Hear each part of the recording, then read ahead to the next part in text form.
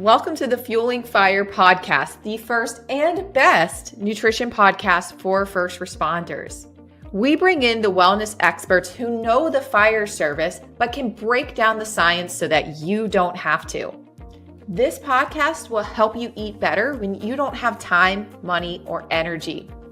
I'm Megan Lautz, a civilian dietitian obsessed with helping firefighters boost energy and lose body fat while on shift work without the stress.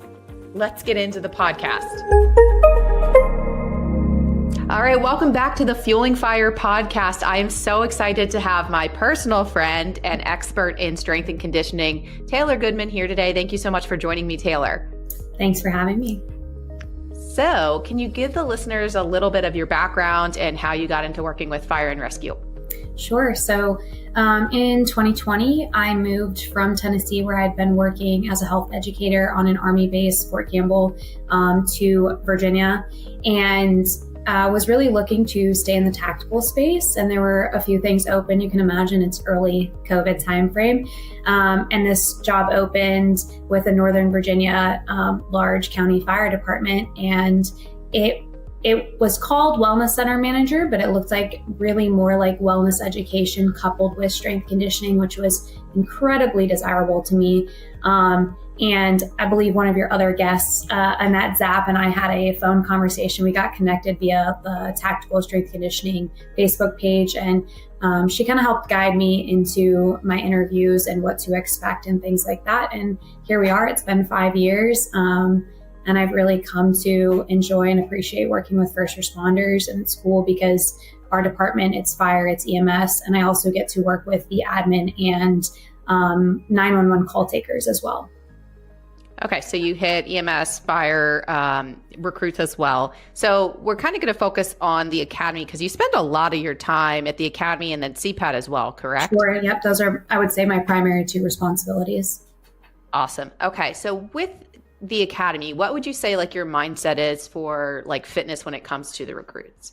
Sure. So obviously, like it all starts from CPAT and making sure that was a well-rounded program. We only started incorporating CPAT into our department about 3 years ago. And we found that a comprehensive like mentoring, making sure people not only got to know our facility and what the CPAT was, but also really got to see, one, we have a state-of-the-art wellness facility, fitness facility. It's awesome. But also like talk to our instructors, make sure that they're seeing like these are people who want to help them. And for the most part, our CPAT mentors are people on our fitness and wellness team who have their tactical strength facilitator certifications and just like really get to know like what's the culture like. I think that's, any good recruitment strategy is that. And then we also started including a fitness program that was supposed to be supplemental to CPAT with the idea of like, hey, you can use this now, but you could also use this leading into the academy. We started incorporating like, hey, here's the PT test we do for the academy, which is a modified Army combat fitness test. And here are the expectations when you get into the academy, because those things weren't being set.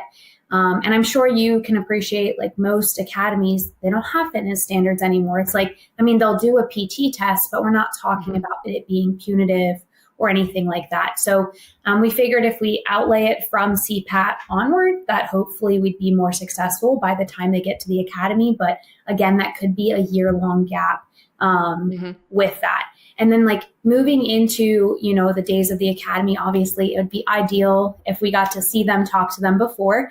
That is not the case. However, we've developed a really good relationship with the cadre, and we now see them at family night. They get a brief of what fitness and wellness is going to look like. And then we start with them like basically week one, day one, as soon as the cadre can get us in when they're not doing all the other HR nonsense. Like that first week, we hit them hard. We hit them with wellness education. We talk about sleep.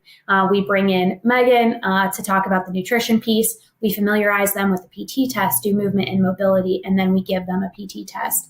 And so instead of just hitting them hard with PT from day one, we really try to be holistic and educate, spend that time educating and familiarizing, giving them body composition, talking to them about nutrition, letting them make some choices for themselves. So that way, when we get into that second week, we really are able to just like hit the ground running and adjust based off of what that PT test told us. So Sure. that's kind of our overall, like how we approach leading in. And then throughout is just, we have developed a team of 40 tactical strength conditioning facilitators, and we've been able to use them during the academy. I would say in the last 4 years, we've been able to incorporate, we have a yoga for first responder instructors. The recruits get those at least 3 times throughout the academy. We have movement and mobility specialists. We make sure they're proficient in barbell movements. And it's just been really nice to watch my coaches really take ownership over the program. And I've kind of actually been able to take a step back. And I think from a recruit perspective, being able to actually have a firefighter, EMT medic who's actually out there doing the thing and being the one to instruct them also helps create buy-in. And it does not hurt us that the cadre often, there's 1 or 2 specifically that work out with them every single day. And I think that has been incredible for the whole of the program, because not only have the cadre bought in, but the recruits can see like their cadre care about this piece as well. And they're not there to coach them. They're not there to yell at them. Oftentimes it's like, hey guys, you got this, like we got this. And it, I think just, creates a much more team environment during the PT session and a much less stressful situation. Awesome. Yeah. So, and then what does that PT test look like? Like, what are the exercises? Like, what are you looking for with the PT test at the beginning of the academy? Yeah, sure. So one of the reasons we kind of switched from the traditional, it was like push-ups, sit-ups, like plank hold, maybe pull-ups and a run, is we had this conversation with the cadre about wanting something that actually looked at all the aspects of fitness. You can look at NFPA 1583, and, they've done actually a really good job of kind of like outlining some of those. Coming from working with the Army at 2 different bases, knowing about the Army Combat Fitness Test and being like, it's a pretty good test and there's already standards for it that were well researched, where we can look at a max strength number that's not so ridiculous it's going to hurt people. So that's the 3 rep max trap bar deadlift.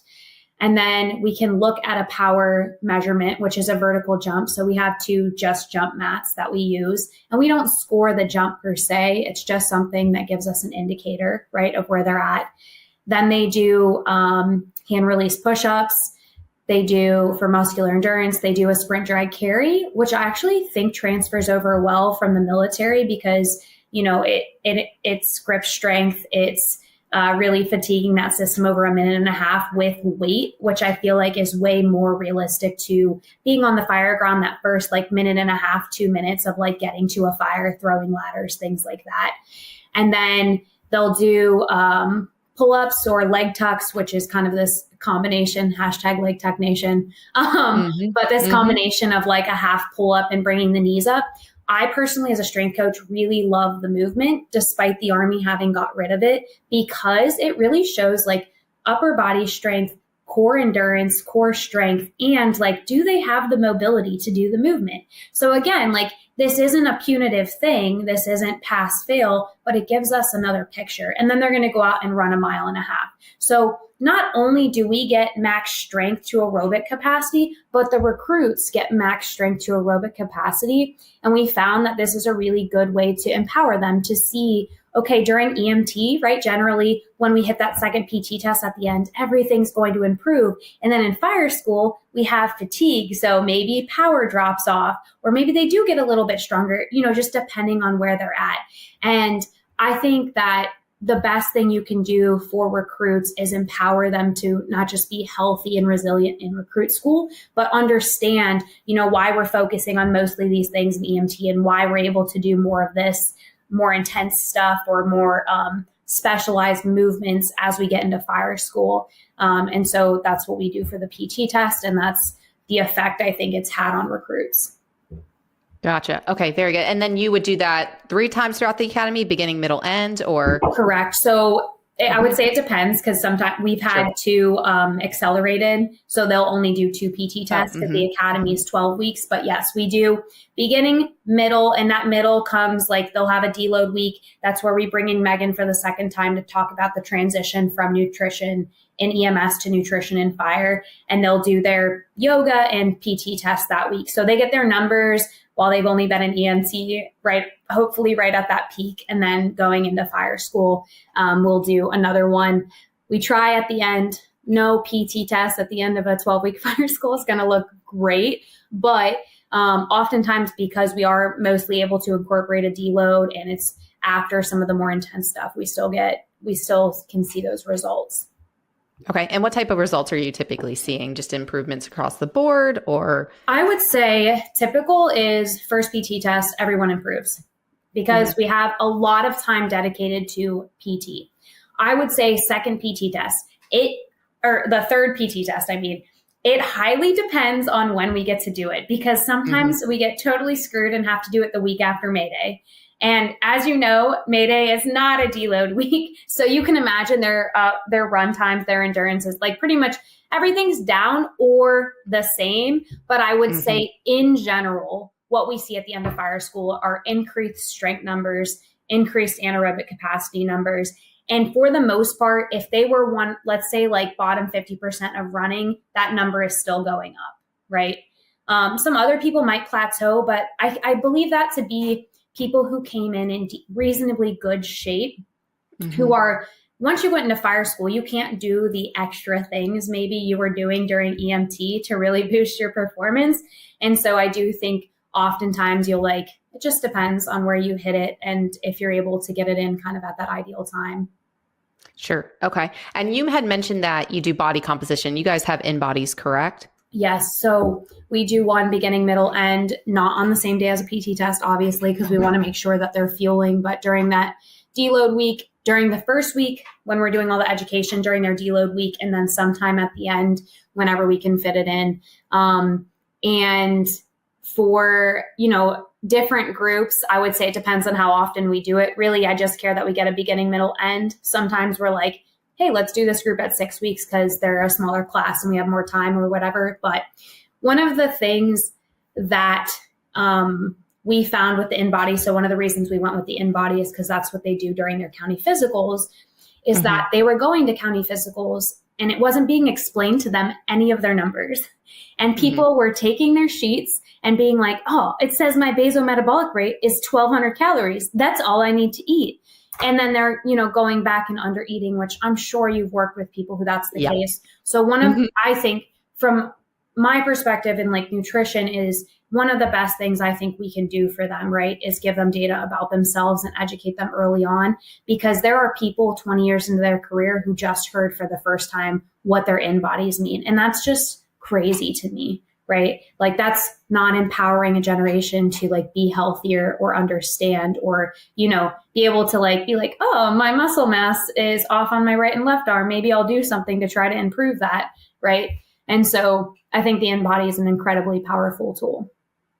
And can you explain, so for those who aren't familiar with what an in-body is, like what exactly it is, what are those numbers, why it's helpful? Yeah, so an in-body is a measure of body composition. So it's one of the many ways you can figure out how many pounds of muscle, how many pounds of fat, like what you're actually made up of. It is very sensitive to hydration. So like generally with our recruits, we're having them come in fasted. We tell them to hydrate plenty, obviously, because they need to be hydrated anyways. Water is going to affect it, but I would always say like in a positive way. And that's how I try to tell them, because if you don't say that, then people are going to just be like nothing, but after 8 p.m. So we have them come in fasted. It's really quick. I think, I've done bod pod, I've done all the things, but I like how quick it is.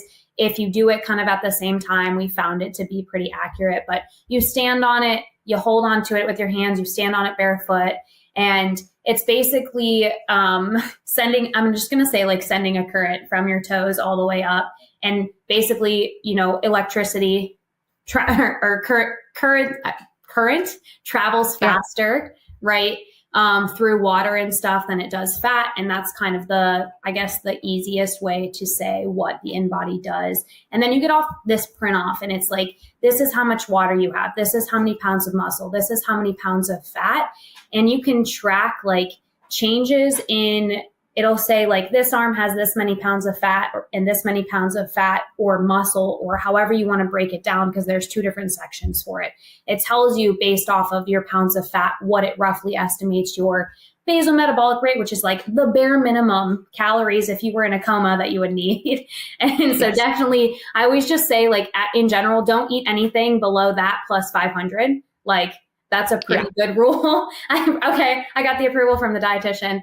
And then close enough. Yeah. I mean, maybe not during fire school, but definitely not during fire school, but in general.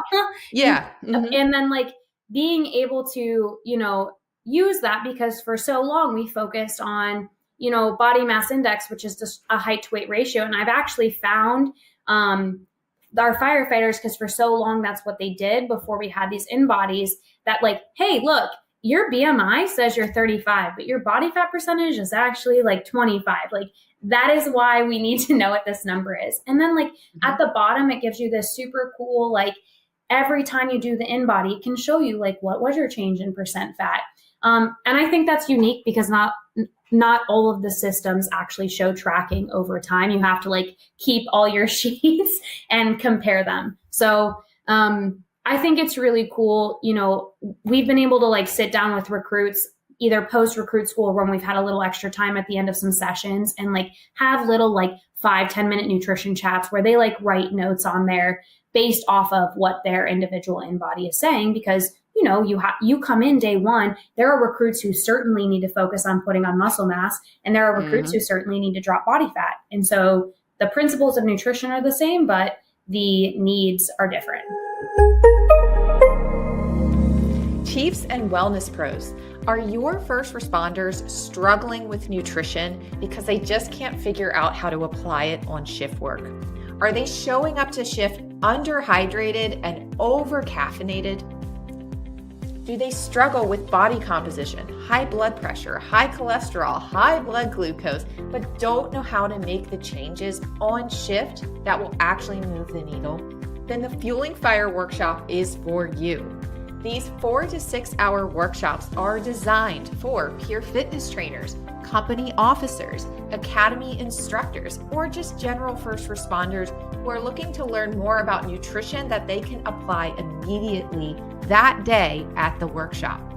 The Fueling Fire workshop provides practical strategies for packing a go bag, hydrating on the fire ground, preventing nutrition-related injuries in recruits, aka making sure they eat enough so that they don't pass out during PT.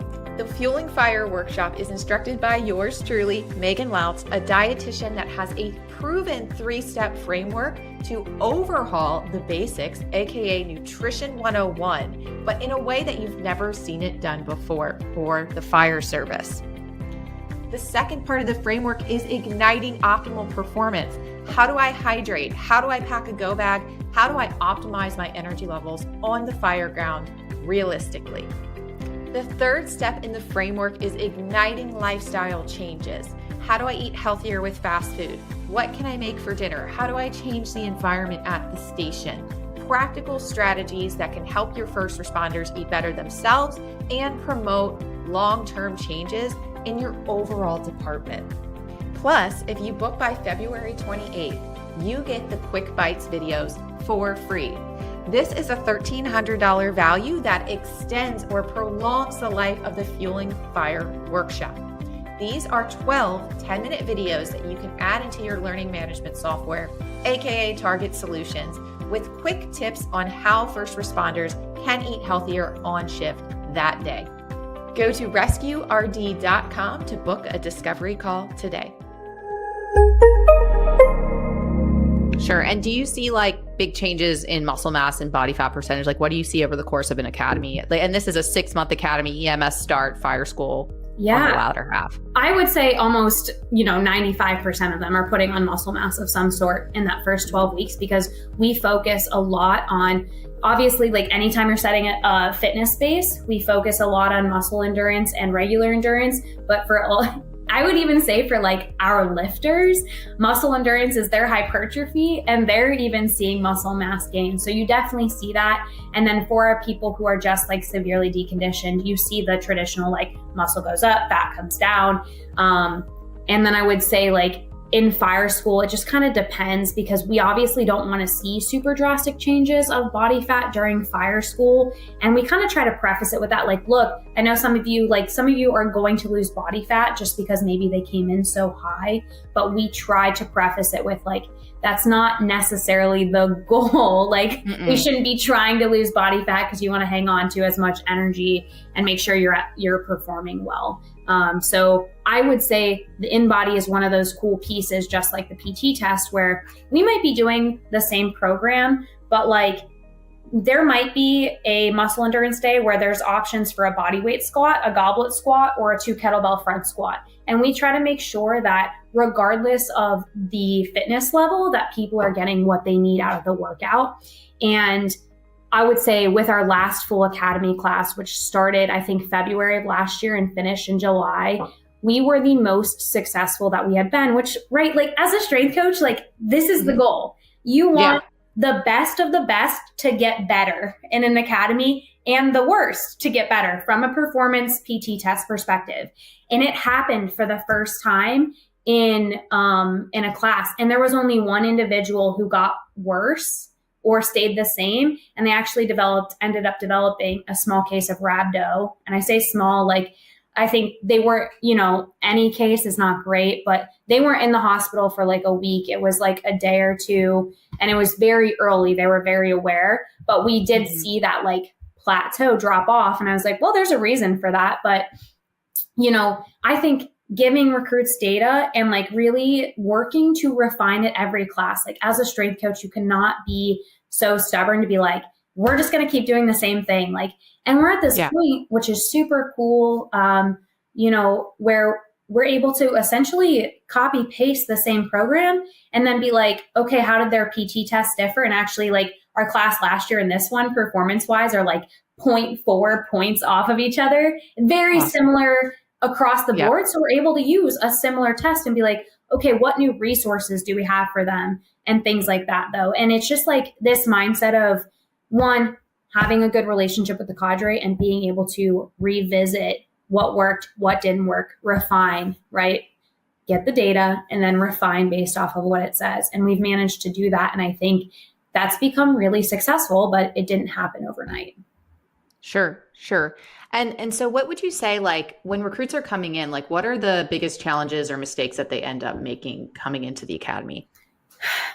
I would say the biggest mistake, and I don't want to say mistake, I think it's just kind of unfortunately the nature of the recruit process, is that a lot of them work to get in shape for CPAT and then they don't do anything.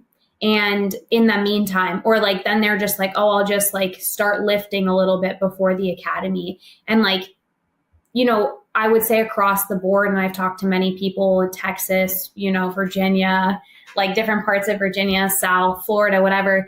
It doesn't matter where. Conditioning's a problem. Like, conditioning is always the worst. We always have people failing the standard for their run. And it's just people don't like to do it. And so like, I think that is one of the bigger mistakes. And I think the only way like that is fixed as we go into the academy is just like showing and educating people that running isn't the only way to condition. And honestly, I think if you're a strength coach, that is one of the best things you can do because we know conditioning is more important than strength training and anything else for health and for performance in the fire service. And so I think, just early education about like why that's so important and the seriousness of like VO2 max is real and you're going to need it when you go into a fire or you're going to be the weakest link or you're going to go down. So, yeah. And so would you say like the mentoring or like you were saying you guys have some programs that they can do after, has that improved or have you not really gotten a chance to see the results of that yet? So our last recruit class, that full one was the first class, I think, that we saw where people were coming in better shape. It's hard to say because it's not like we have any sort of like, did you do the program? Yes or no? Because we just kind of give it to them because I don't want it to become something. I like the idea of giving people who aren't employees resources. And if they choose to use it or not, like that's kind of up to them. But it does seem like we're trending in a better direction with that. But at the end of the day, the cool thing about conditioning is in 12 weeks of an EMT class, it's going to improve significantly. But if you have people coming in running a 20-minute mile and a half, even if they improve to like 16, you're like, yay, 4-minute change. Like, it's still not great, right? And so I don't know. I think that's a broader problem. I know there's some talk in our department about doing pre-hire like 60 days before academies. And I've seen that at other places as a successful way to integrate PT earlier. But we don't have it yet, but maybe that could be a direction. Yeah, I think that makes a big difference. I think the challenge too is like there's classes who come in and they're like actually in decent shape. Like there's always the stragglers, and then there's the whole class is stragglers for the next class. You know what I mean? So it's difficult as they move through those lists, and if it's the B squad or the A squad kind of thing. So what are the challenges or like the mistakes that they actually make for PT during? So I would say one of the things that could go wrong, I haven't seen it go wrong as much, but it's like actually making sure they know and are educated in recovery. Because, one of the things I kind of ask of the go-getters from week 1 is to remember that PT is for the middle recruit, and to give it a few weeks of doing the 4-day a week, because we have a 4-day a week academy, like, hey, give me like 3 or 4 weeks where you see how this PT is, right? And then, if you feel like you need to do an extra day of strength training or you need to do a little bit more running, then do that, on the Friday or the Saturday. I generally ask that as a hard rule, please don't PT on Sundays, because come Monday, that's generally our harder day, but also just I know how intense EMT is. And we try to remind them that it's not about how not physically intense that portion is. It's about how mentally demanding it is for a lot of people, right? I'm sure in your department, in previous departments, you saw there's not everyone fails EMT, but there's a handful of people. Mm-hmm. And honestly, I found that it's sometimes the people who are in really good shape. And it's just making sure there is planned recovery, making sure they're intentional and educated about how mental demands can affect physical demands and recovery, and really focusing on prioritizing sleep when possible. So that's kind of the philosophy of something I think could go wrong, and how we kind of nip it is the people who do too much. And for our other people, hey, if you were doing 0 coming into the academy and you're going into 4 days a week, maybe we just do some active recovery walking on the weekend, zone 2 level, because that's probably all we need. And, because sometimes you get those people and they're like, I want more. And it's let's not get rhabdo during EMT. Okay. We don't need that. Right. And like you said, the mental recovery is a big piece, and actually passing the tests are a big piece, and people kind of miss the forest for the trees with that. And then what are some things that you've helped for injury reduction, because injuries are a big challenge? What are the typical injuries you've had, and what have you tried to make adjustments to improve? So I think with injury prevention, right, it's really hard to measure. But with recruits, we started implementing deload weeks when we took over the program. And that was, that was a little bit of a battle, because it's what does that even look like? And so I was okay, how can we reframe this to look like we're still doing something, right? Because in the fire service, perception is reality, right? As with most things.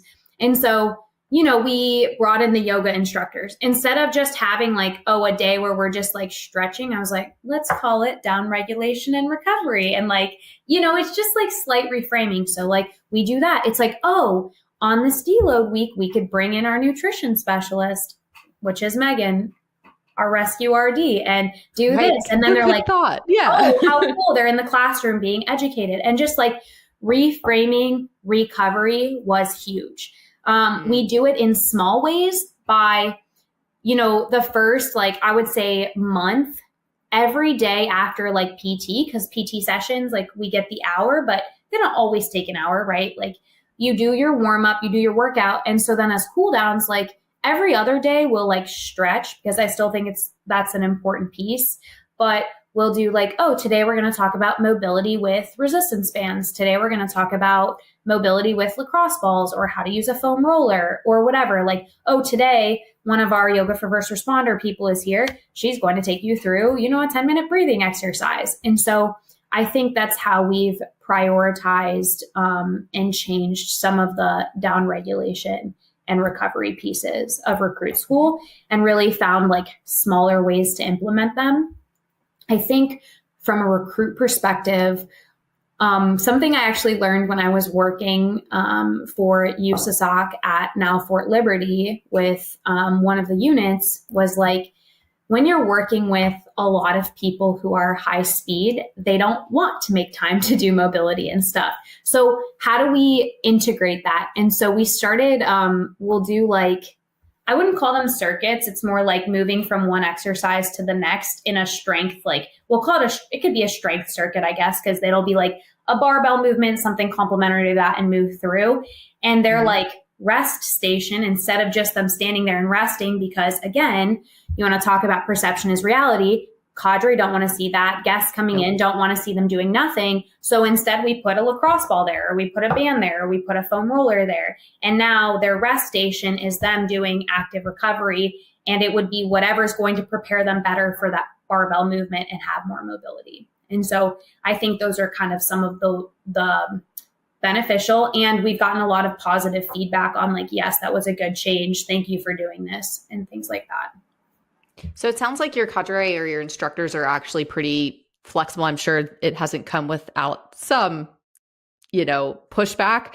But like, I guess kind of going right into that then, like, what are some mistakes that instructors make? Like what, if I'm a academy instructor, part of that cadre, like what are some things that I need to think about, from a recruit training perspective? I think my approach when I got here, when I was finally allowed to get into stations, and I certainly was not perfect right off the bat. Like I didn't do all the right things, but it was so like as a strength coach, I was like, what do I need to do? I need to immerse myself in the culture, right? I need to do ride-alongs. I need to do 12-hour station days. Like I did a 24-hour shift. Like I did the CPAT, I did the WPE. Like what are the things, right, that I need to do? And I think one of the things that was most beneficial, and it happened, a couple of classes ago, but it was like when they were like, hey, can you tell us why you're doing this? Hey, like, can we talk a little bit about like this piece? Or like, hey, this kind of makes me uncomfortable. And it really started with like them being curious, them immersing themselves. We had a battalion chief actually start working out with the recruits who previously, maybe had his own ideas about PT. And he was like, wow, like that was actually harder than it looked. Maybe like, perception isn't right. And so it's like, how do you get buy-in? And I think as an instructor, doing the same thing that I did, which is like immerse yourself, do the PT program, be a bystander, just be one of the recruits in a like, hey, you're in their group. They're going to be a little more scared of you and a little more on top of it anyways. It's not a bad thing. But like, we have been able to create like a clear boundary of like the fitness and wellness team is there to help and motivate, and the cadre are there to, ensure accountability and discipline. And we don't cross those things. Like we hold recruits accountable, but if there's an issue, we let the cadre handle it. And I think having that clear boundary when you have civilians and like it being like, hey, I'm not the cadre and I don't want them to see me that way. I learned their first names really early on. I ensure that our environment is a place where they want to come, they want to show up, they want to ask questions, right? And it's not to say that the academy isn't that way, but it's like, I want them to keep coming to me for 5, 10, 15, 20 years, right? I don't want this to be a short-term relationship where they grow to hate me because, we use PT as punishment or whatever, which we know is not an effective technique anyways. So I would say as an instructor, communicate with the people if you have civilians. Talk about expectations. Hey, what is missing? Like we had like early on, we have had the same set of cadre for a bit. So like the meetings are certainly not as frequent, but early on it was like, we were talking once a week, like what's working? Hey, what are they missing? And I remember, they were like, their grip strength is terrible. And I was like, oh, we can fix that. Right. Like, and just adjusting. And then they're like, oh, wow, like this was a conversation. We collaborated and figured out a solution. So I think that's, one of the best things you can do. Absolutely.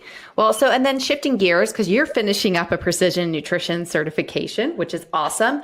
So what are some thoughts on nutrition for recruits, especially during that academy period?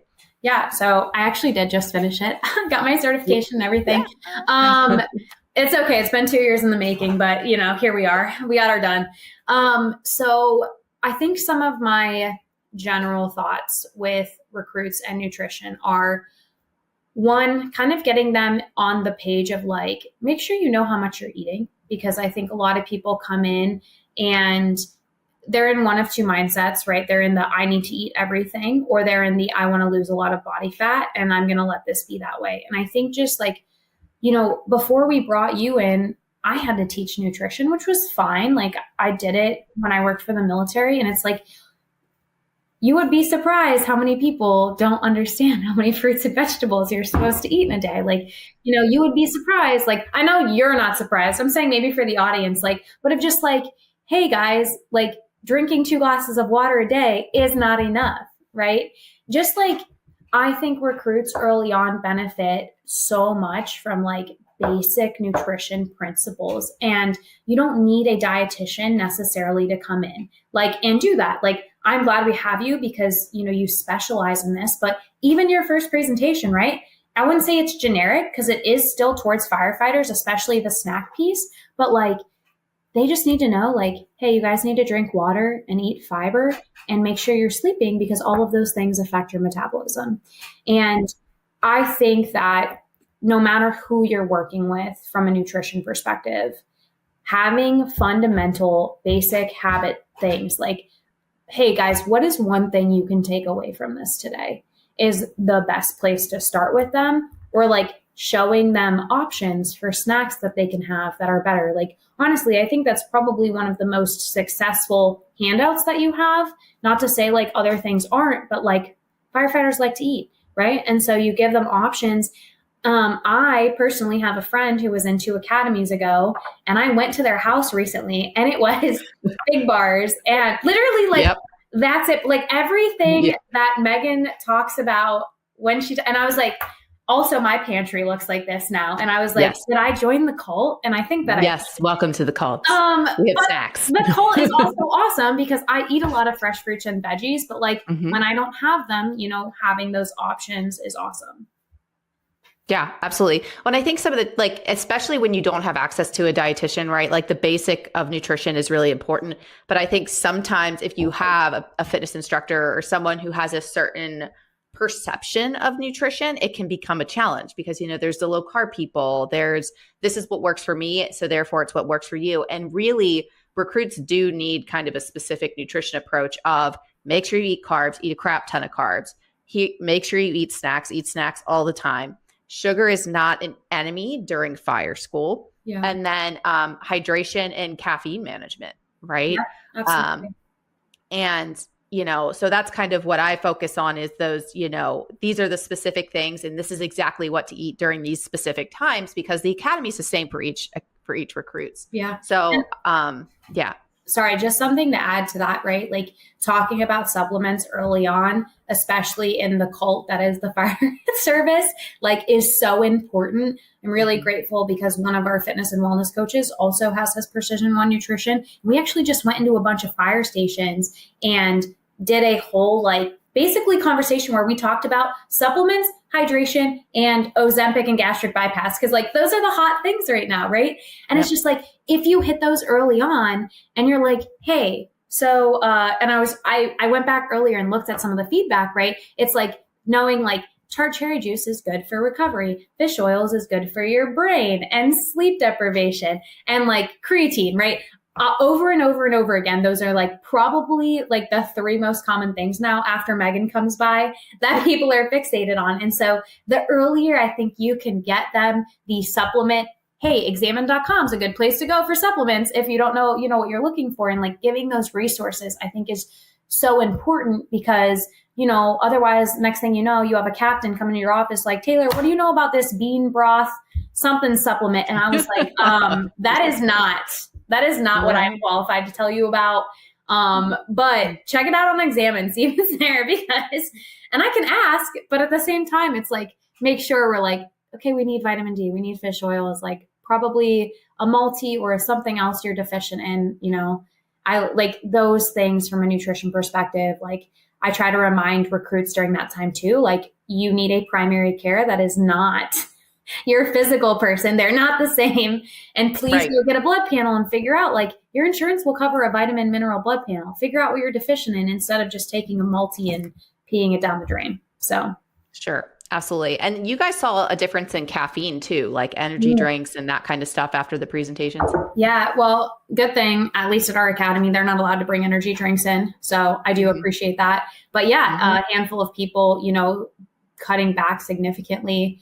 And just like what's cool about the caffeine thing is you told them about it, right? So let's say like these last probably 4 recruit classes now that you've been around for, you told them about it and gave them the space level, and like then they like lived it out. And here we are. I just saw the last couple of classes in another workshop that we bring them back for that's wellness and fitness related. And just people being like, I don't even drink caffeine. Like I didn't just cut energy drinks. I was like, I don't need any of it. And I was just like, well, that's the extreme. But right. It's a tool. It's a tool. But it was also cooler. People being like, yeah, like I will only do like sugar-free Red Bull if I'm really dehydrated, or not dehydrated, sorry, really sleep deprived or whatever.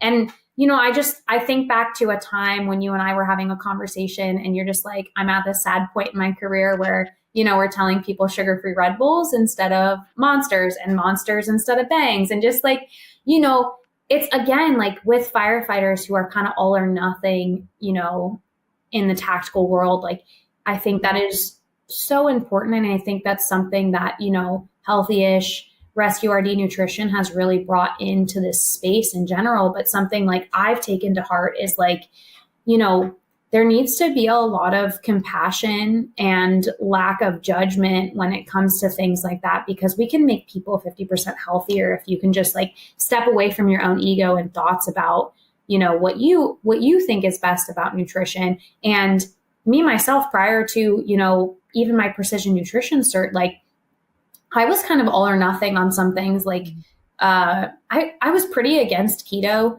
And I would say like, I still think for most people it's not right, but I've definitely taken more of a, like, you need to do what's best for you. You need to do what you can do consistently. Right. And you need to figure out what your 80% is, because like without that, it doesn't matter what anybody else is doing. No one else is living in your body. No one else knows how you feel. No one else knows how you process food or anything else.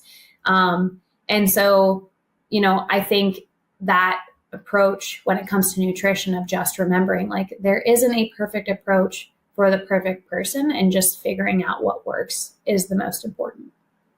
Absolutely. I 100% agree.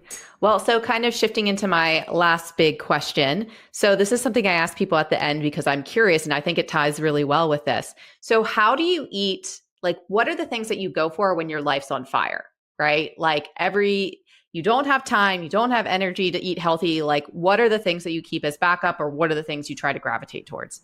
So big proponent of Costco or Sam's Club, whatever you have by you.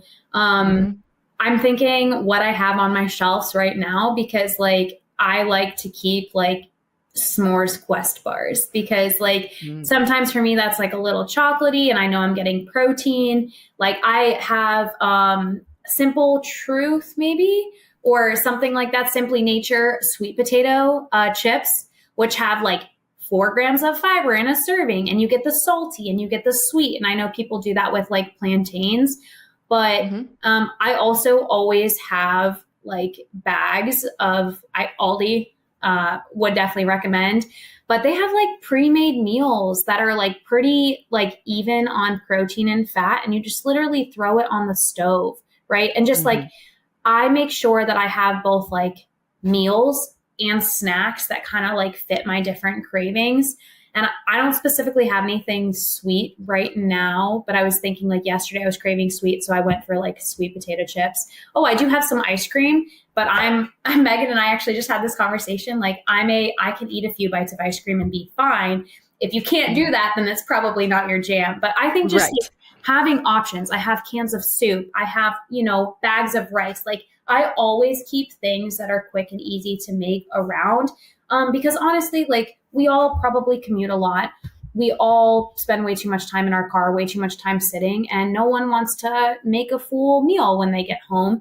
And I think that is important, whether you are a firefighter who's coming home to a screaming baby and kids and being able to be like, I have, this sweet potato and I do like the packs of tuna, like buffalo tuna on top of that. And then whatever else needs to be made. Or I have Mighty Meals in my fridge right now because I'm recovering from surgery. And I knew some of these days I'm not going to want to make anything. I'm going to be too tired. And so setting yourself up, right, to be in the best possible scenario from a nutrition perspective, even if that means you keep your guilty pleasure around, put it behind a cabinet door. Like, do the small things, because the small things are the things that make the biggest difference in nutrition. I personally know I have no self-control, so there will be no chocolate cake just sitting out. I will eat all of it. Literally the whole thing will be gone in maybe a couple of days. So just like know yourself, know what things work for you.